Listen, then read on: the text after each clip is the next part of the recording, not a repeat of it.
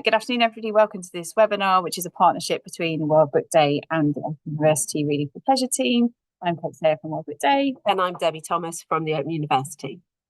And we're really excited this afternoon to be hearing a bit more from you, as well as sharing some of our own reflections on the themes and things that have emerged from the series. I'm just going to super quickly take you on the journey of how we've got to this moment, which is that World Book Day has been really thinking about, well, if we're going to be a day that celebrates reading for pleasure, what does that mean? Where are we starting from? So the initial bit of that was looking at all the research and identifying 6 principles, themes. We still haven't got the right word for that, to be completely honest.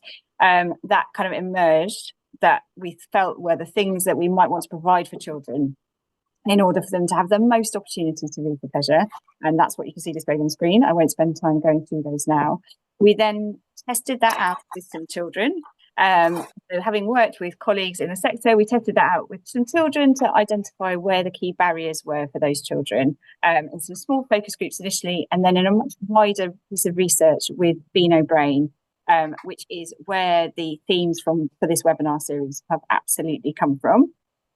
And then this year, as part of our World Book Day campaign, if you can try moving on again, Debbie, we translated what we'd heard into a campaign that was Read Your Way, which really put children, we hoped, right into the middle of the celebration, really brought up the idea that this was an individual experience for children to have. So it was, even though they might be celebrating in a group, they were really thinking about their own needs as part of that, and also kind of did a bit of a shoulders down in terms of what that reading material might be like. So it could be an audiobook, it could be a comic, it could be more traditional text, it could be read on your own, it could be read with a friend, it could be read to you. So in those reading for pleasure moments, as distinct from teaching moments, so that's where we started to kind of change the conversation. And here are some lovely images of children celebrating in just that way.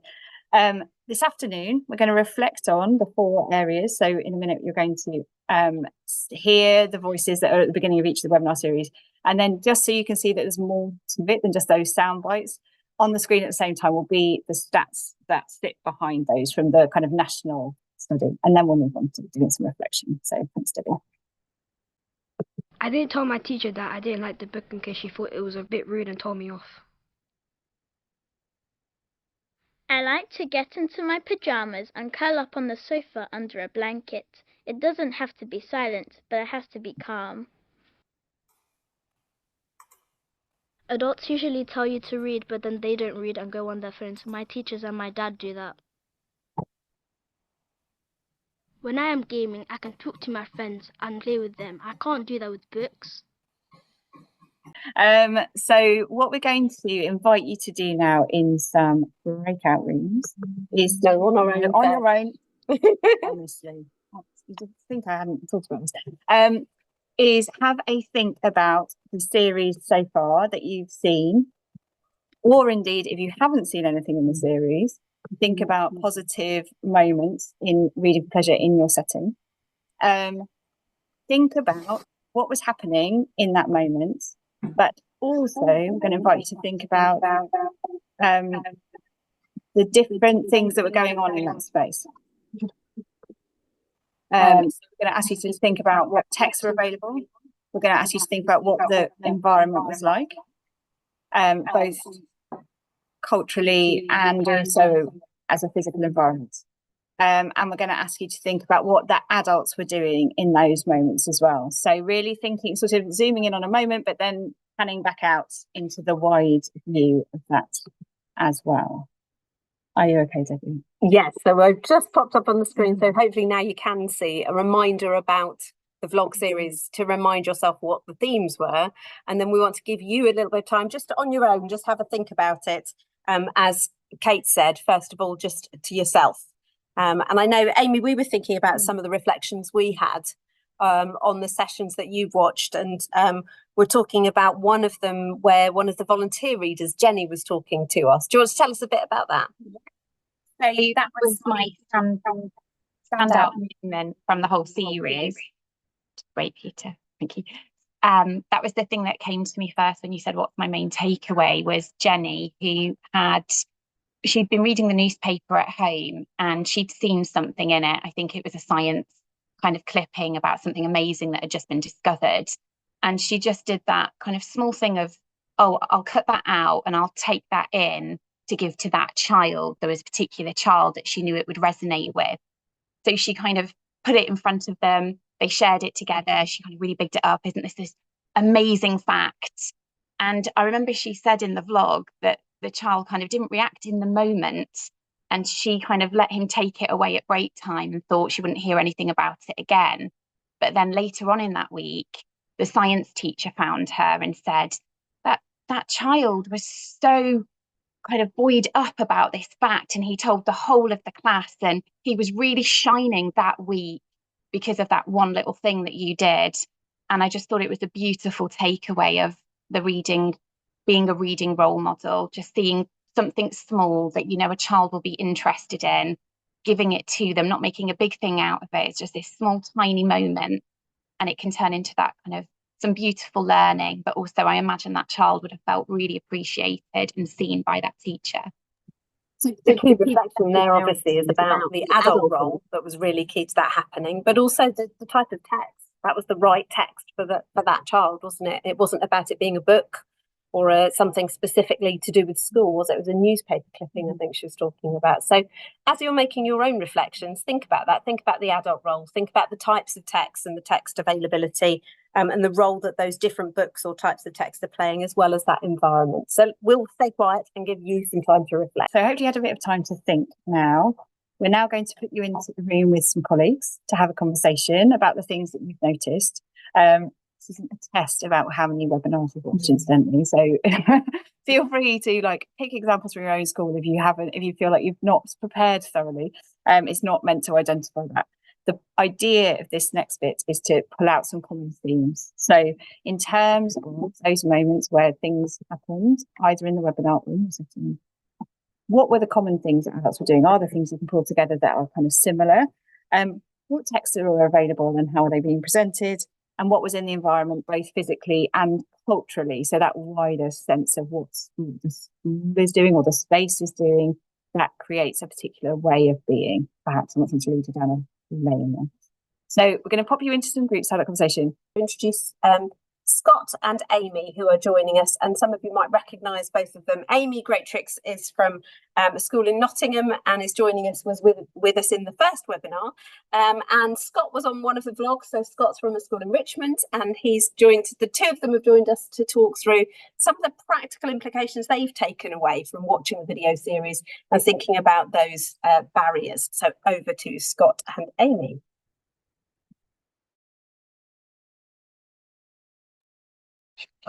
So I've definitely kind of gone on a journey with the vlog series itself, and I suppose I thought I knew what I would find out maybe, and already kind of thought I knew about my own barriers to reading. But what's happened is it's given me a lot of reflections of my own from my own childhood.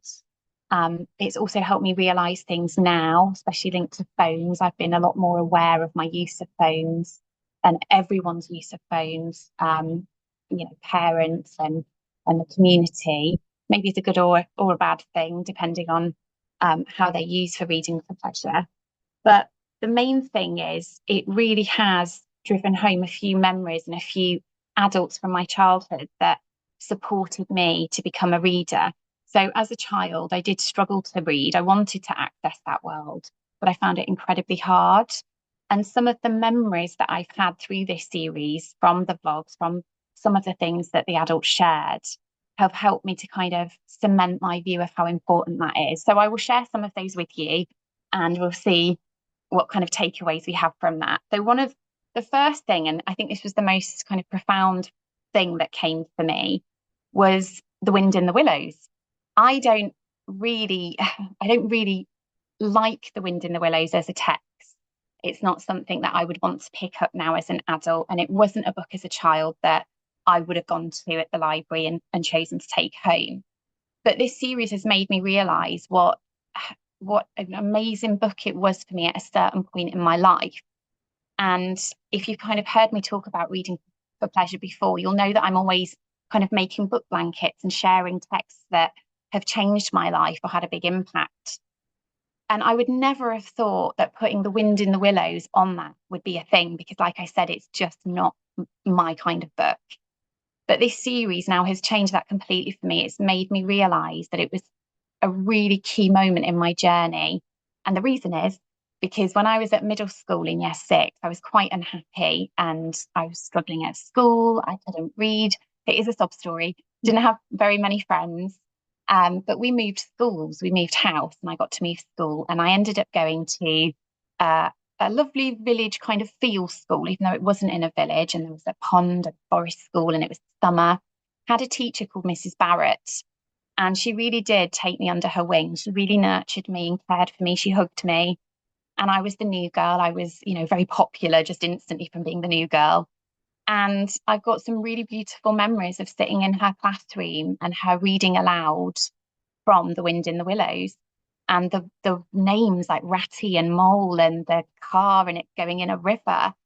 And I remember feeling, even if I couldn't articulate this at the time, I now know as an adult that I was feeling really safe, really comforted, part of a community. And again, my barrier to reading was that I couldn't read, but she was giving us so much time to listen to that story. It's absolutely vital. I've been on one of the earlier blogs, and my blog was all on readers as role models, saying that you read and you're not actually reading. And it just reminds me of the vital role that teachers do play in a child's reading life. I mean, of all the reading for pleasure pedagogy elements, the one that really stands out for me is that one. And it changed my view towards reading for pleasure 3 or 4 years ago when I became quite a vast reader of children's literature, more so than ever before. And I can see the impact it has on children, working in the classrooms, working in schools every day. I can see that. And Miss Barrett, for you, hopefully I can be that, and other teachers can be that for the children that we work with.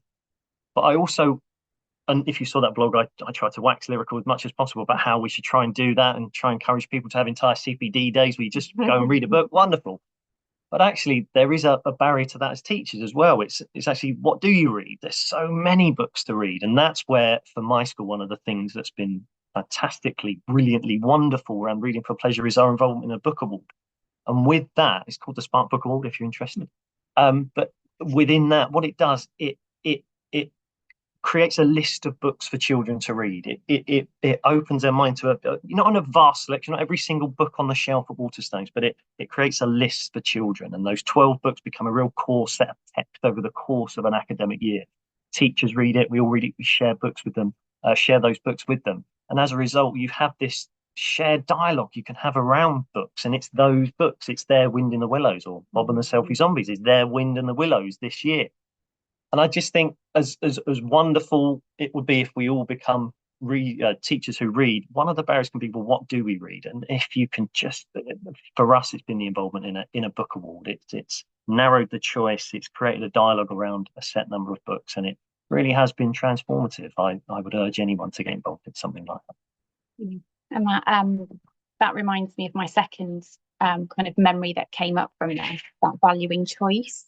And when I did my Reading Rivers project many years ago now, that was a big takeaway for me, that before doing that and before listening to the children and what they wanted to read, I really wouldn't have ever picked up, I'm early years, I would not have picked up a Peppa Pig book or a Bluey book now and read it to them, because as a teacher, I would have thought that, with the vocabulary or that the way the story builds, it's just not going to add anything to their learning.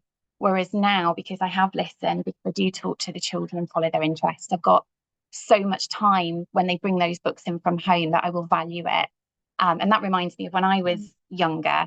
My dad still kind of talks to me all the time and says, why did you always want me to read The Princess and the Pea? So I was really lucky that my dad used to read me stories every night. Again, as someone that couldn't read, with that being my barrier to reading, I was really fortunate. I had obviously my teachers reading to me, but at home as well, my dad, he would ask me, what do I want to read? And I had a choice. It's just that I really loved The Princess and the Pea. It gave me a lot of comfort, a lot of security. I love the imagery of the storm, the blankets, the fact that I knew the ending. That's still something now that actually, that's one of my habits I have, that I kind of like to flip to the end sometimes if I'm getting a bit anxious about what might happen. And I think the fact that my dad took the time to ask me and then to be like, oh, this again, okay, but he read it to me and valued that. And I had yesterday another really lovely memory, because of this blog series, because it's helped me to reflect so much. I remembered that as a teenager, my dad wanted to talk to me a little bit more. I kind of played down a little bit with him. And I was massively into Harry Potter, and he started reading it so he would be able to talk to me about that book. And that was a really nice thing to have remembered, that he was trying to build that relationship and a reader relationship through text. As you say that, it reminds me of something that's going on in our school at the moment, because we talk about the importance of readers, teachers being reading role models, or parents can be that as well. There's something going on with our year 5 parents at the moment, which is quite brilliant, where they sent an email, and if it was off of the back of the award we're involved in, of wanting me to share a list of books with them, because they really wanted to become reading role models for their children at home. I gave them a big pile of books. They've gone away. They basically created their own parent book club, and then those books that they're reading are the ones that the children are reading, and they can carry those conversations on at home. They can become those reading role models at home, and it's been fantastic for them. We can never underestimate the role of the parent. Your father reading Harry Potter, for these parents reading the books that children are reading in school. It's fantastic. It's so important. And this blog series definitely has made me think about myself as a reader, as a parent as well, to my 2 girls. And I think that was my point about the phones. It's definitely made me more aware that I'm on my phone a lot, but I'm also reading a lot on my phone. And I've started to be a bit more vocal with my youngest when we're at bedtime and she's looking at her Where's Wally that she loves. I might be reading something, but I think, oh, she just thinks I'm on my phone, which is fine. I'm allowed to be. But I've kind of said, I'm just reading this thing on my phone. I'm just finding out about, I've been massively into Queen Victoria, just because of Lucy Wolseley. So I might be reading about that, and that kind of awareness. My last memory that I thought about through this vlog series was another teacher called Mrs. Harper, who was just fantastic. She was my year 3 teacher, and she was, we just really looked up to her anyway. We thought she was amazing. But she used to read us this poem, and in year 3, we got a real buzz around this poem that we thought it was a bit naughty and a bit cheeky. We thought there was a rude word in it. There wasn't, I can reassure you. I've since read the poem as an adult, and it was quite naive and cute that we thought it was naughty. However, we did, and it got us all together, and it got us excited that she might read it at home time. And again, I've got a memory of running up to her and saying, please read that poem at home time. And she did. She read it to us so many times that I won't do it, but I can hear her voice. I can hear the intonation, how she said certain lines, how she said the word that we all loved. And again, as someone that couldn't read, that couldn't access reading for pleasure in the way that I would sit and read to myself, that was a really powerful and positive thing. She was teaching me without teaching it me that reading is pleasurable. It can build relationships. It can build a community. It can be, can make you feel lots of different things. And I used to run out of primary school, and we used to go to my mom and my friend's mom and say, Mrs. Harper read that poem. And again, when I did my PGCE, we had a beautiful library at Newman, and I went down to the library and I found that poetry book, and I had a bit of a moment of, I'm on a PGCE now, I'm going to be a teacher, and here's that poem. And she used to read that to us. So that's a wonderful memory there. And it just reminds me of one more thing about barriers, coming back to role models. The first one is about, well, which books do we read? Get involved in a book award. You'll be able to do that. How do we get parents involved? We'll hand some books to them, get them to read it, start a club, potentially. Easier said than done. But the final one is always, well, when do we get the time to read aloud? When do we get the time to read aloud? There's so much in the curriculum. Well, one of the things that's worked for us in our school is that I read to them while they're working, while they're doing some artwork, while they're doing some form of theme work in the afternoon. It tends to be in the afternoon. The first thing I ask you is not, can we have the music on? Can you read Pig Heart Boy, or can you read Tiger, or can you read One Chance Dance, whatever it may be? It's actually, that's a perfect time. That's a wonderfully relaxing thing to do whilst they're getting on with a task at school. And your teacher sharing the poem, reading while they're working, all of these things, they really do go towards creating or helping us to become those reading role models for children. And just to finish, to say that I really thought I kind of knew the themes of barriers to reading as someone that has a lot of barriers to reading and did as a child. But this has made me see that it's so important that we keep having honest conversations about them, even as adults. And since January, I've been so much more authentic about my barriers to reading with my early years children and across school and with parents. And it's been a really positive thing. And I think it's something that will remain in my toolkit from now on. And, you know, who knows where this might go, because I'll keep revisiting these videos and staff training and to help encourage conversations. And I'm sure more things will kind of come back on why this is such positive work. Thanks very much, Amy and Scott, for your insights and some of your reflections. That's really useful for everybody to hear. We just want to give you a few more minutes then in terms of your own reflections, thinking about, Amy mentioned there the tools in her toolkit, the things that you might be drawing on and using to support you to overcome children's barriers. So we're just going to pop you into the breakouts just for a few more minutes, really, to share some of those tools and ideas with each other, the things that you're taking away from this series. And then when we come back into the main room, we're just going to ask you if some of you would share any of those themes or ideas with us, with the rest of the room. So just a few minutes in the break. Okay, welcome back. Those of you still with us, that's fantastic to see. Some of you have been chatting with each other. And I don't know if anyone wants to give us a little bit of feedback before we wrap up. I don't know if Liz or Matt would like to just tell us a little bit about where your discussions took you. Yeah, we were talking about the importance of us as adults and teachers having a really wide knowledge of children's literature and having that as part of our toolkit, so that when we are having those conversations with children or making recommendations, we've got that wide pool of literature to draw upon. And we also spoke about, in our toolkit up our sleeve, having that experience to have those informal conversations, to know our children as readers, and how it can be tricky for us as teachers if we're used to asking, I don't know, comprehension questions, to move into that more informal space. And that almost takes practice to develop that part of our toolkit. Fantastic. Thank you. Thank you very much for that, Matt. We're going to hand over to Teresa Cremin, who's going to close the thinking today, just bringing together some of the themes from across the vlog series and perhaps reflected in the conversations you've just been having. Teresa. Thank you.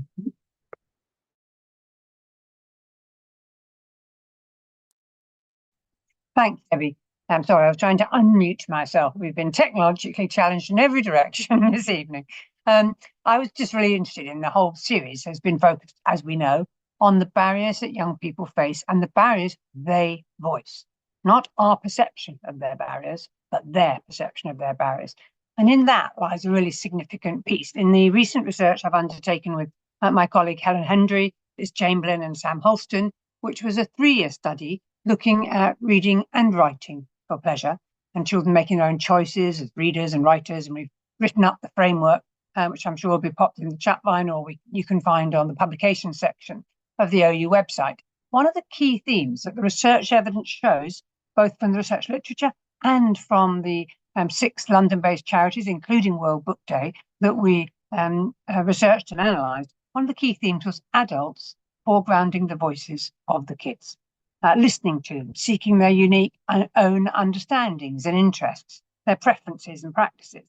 And what's really important in that kind of seeking to know is what that builds eventually. If we listen and then we learn, we hear, we respect, then we act, then we're building that relational connection between who you are as a reader and who you might be, and your disaffection, your disengagement, and the kinds of interests you might have beyond reading.